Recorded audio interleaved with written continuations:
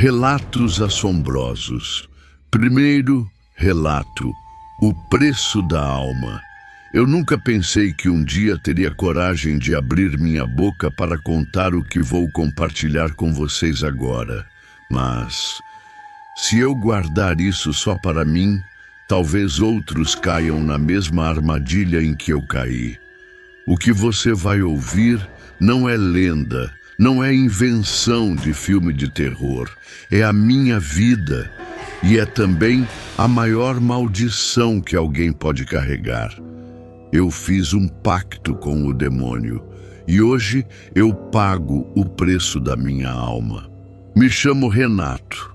Eu cresci em uma casa fria, sem vida. Minha mãe estava sempre ausente. Meu pai era um homem duro, agressivo, incapaz de dizer uma palavra de carinho. Enquanto outras crianças da minha idade brincavam na rua, eu ficava sozinho, sentado no chão do meu quarto, encarando o crucifixo torto pendurado na parede. E foi assim que, aos 9 anos de idade, a escuridão me chamou pela primeira vez. Morava em um quarto úmido, com mofo nas paredes e ratos passando durante a madrugada. Eu sentia que a vida tinha me esquecido. Até que, em uma noite de chuva, desesperado, eu decidi que iria tentar fazer o pacto. Preparei um espelho rachado, uma faca velha, uma vela apagada. Quando cortei minha mão, o sangue caiu no chão e eu murmurei palavras que nem sabia que conhecia. E foi quando ouvi uma voz suave, quase doce, mas carregada de algo que não era humano. Eu te ouvi desde criança. Hoje, finalmente, você me chamou de verdade. Naquele momento, meu quarto pareceu encolher. O ar ficou denso e eu soube que não estava sozinho. Ele disse: eu te dou riqueza, poder, tudo o que quiser. Em troca, eu quero o que já é meu, sua alma. Sem hesitar, eu aceitei. E no mesmo instante, uma dor queimou meu peito. Olhei no espelho rachado e vi olhos vermelhos me encarando. Ali eu vi que o pacto estava selado. Nos meses seguintes, tudo começou a mudar. Ganhei dinheiro de formas que nem sei explicar. Apostas, negócios, oportunidades caindo do céu. Comecei a ter muitos amigos, mulheres, viagens, carros e tudo de bom que o dinheiro pode comprar. De um miserável, virei alguém de status. Mas a cada conquista vinha um preço invisível. Pesadelos horríveis, sombras, objetos se movendo sozinhos dentro de casa. E aquela voz, sempre rindo, sempre me lembrando: eu te dei, agora você me serve. No começo eram pequenas ordens. Sabote aquele colega, roube sem ser pego, minta. E eu obedecia, até que o mal começou a cobrar mais caro. E um dia, a ordem veio clara, firme, inevitável. Me prove sua devoção, derrame sangue humano em meu nome.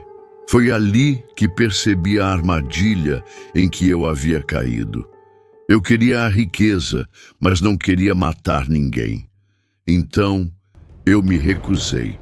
Naquela noite, o inferno desabou sobre mim. O cachorro que me acompanhava apareceu morto de forma misteriosa no quintal.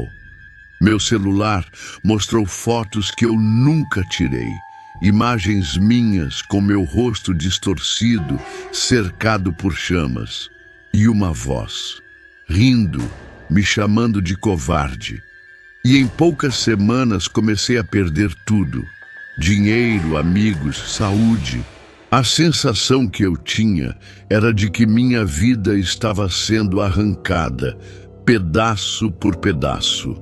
Comecei a procurar médicos, mas todos diziam que eu estava com esquizofrenia. Procurei pastores, mas a maioria fugia, não queriam estar perto de mim.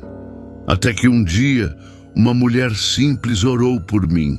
Foi a primeira vez que vi uma pequena luz em meio à escuridão. Ela me falou sobre um monge em Minas Gerais.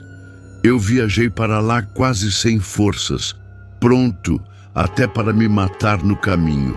Quando cheguei, o monge me olhou nos olhos e disse: "Você não veio aqui por cura, você veio aqui por salvação, mas saiba que vai doer mais do que qualquer inferno que já viveu."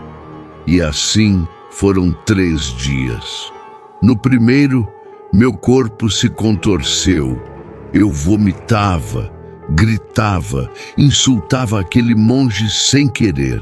No segundo, eu ouvi a voz do demônio falando com ele através da minha boca.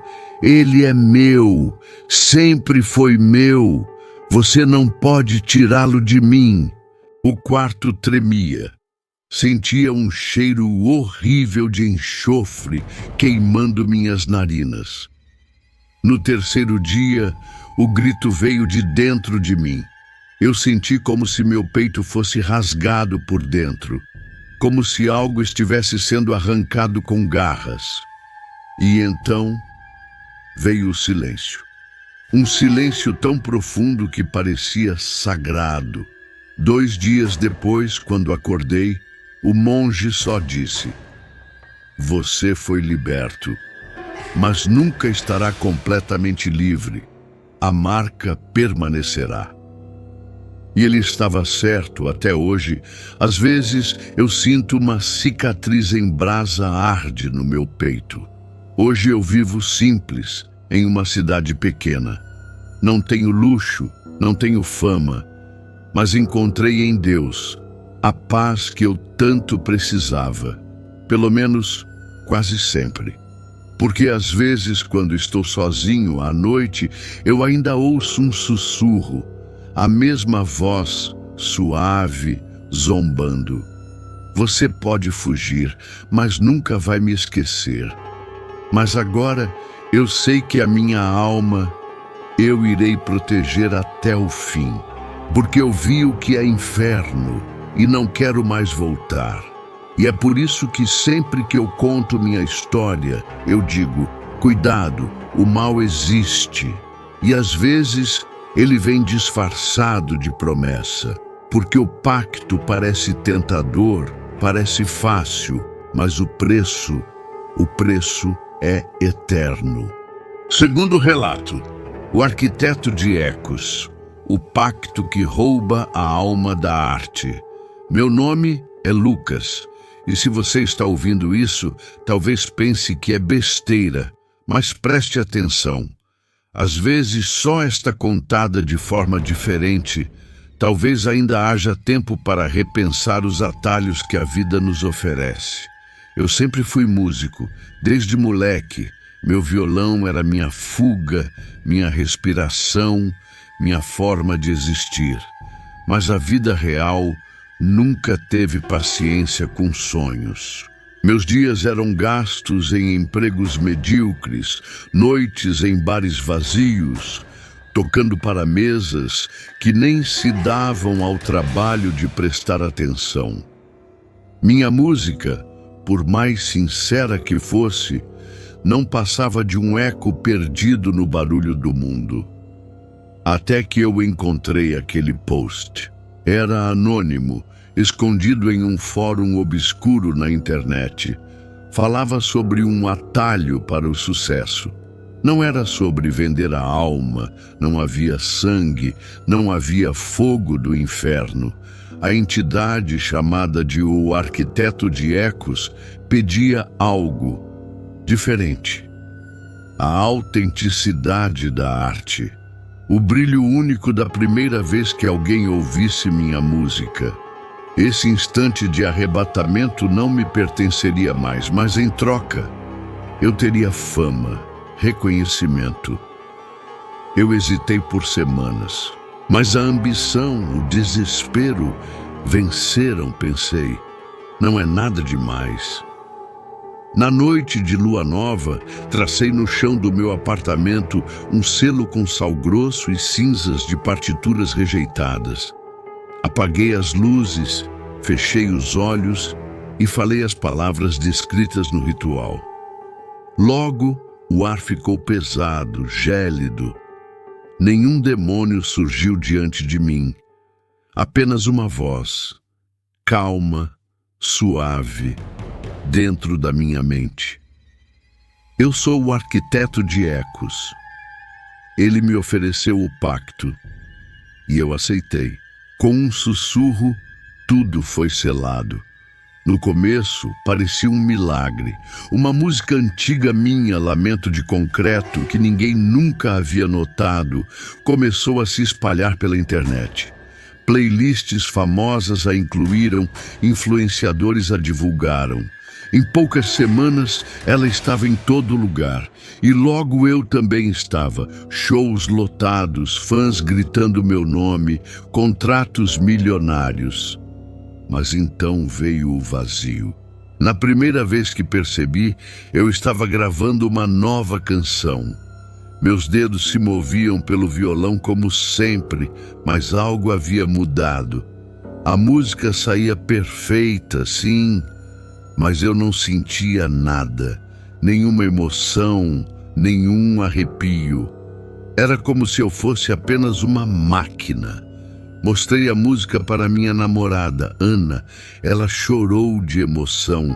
Disse que era a canção mais linda que já tinha ouvido. E eu só ouvia notas frias, mortas, sem alma. Foi então que entendi o preço. Minha arte tocava milhões, mas eu mesmo jamais poderia senti-la novamente. Eu estava condenado a assistir, impotente, enquanto o mundo se emocionava com aquilo que para mim era apenas silêncio. O sucesso cresceu. Os estádios lotavam. Eu era idolatrado. Mas por dentro eu estava me desintegrando. Depressão, insônia, vazio. Eu tentei explicar a Ana, mas como alguém poderia entender? Como uma música que curava tantos corações podia ser um cadáver para o próprio Criador? E foi aí que conheci a pior parte do pacto. O arquiteto não queria apenas a minha dor. Ele queria continuidade. Hoje, quebrado pelo peso desse sucesso oco, eu voltei a frequentar os mesmos bares de onde vim, procurando alguém parecido comigo, alguém jovem, faminto, frustrado. Encontrei Daniel, um garoto talentoso, com a mesma chama que um dia ardeu em mim. Então o arquiteto sussurrou em minha mente: se você quiser se libertar, basta apresentar Daniel ao ritual. Basta repetir o ciclo. Eu ainda não decidi. Mas às vezes penso que talvez eu já não tenha escolha. E se você está ouvindo isso, talvez um dia também escute o sussurro do arquiteto de ecos. E então a pergunta que fica é: o que você faria no meu lugar?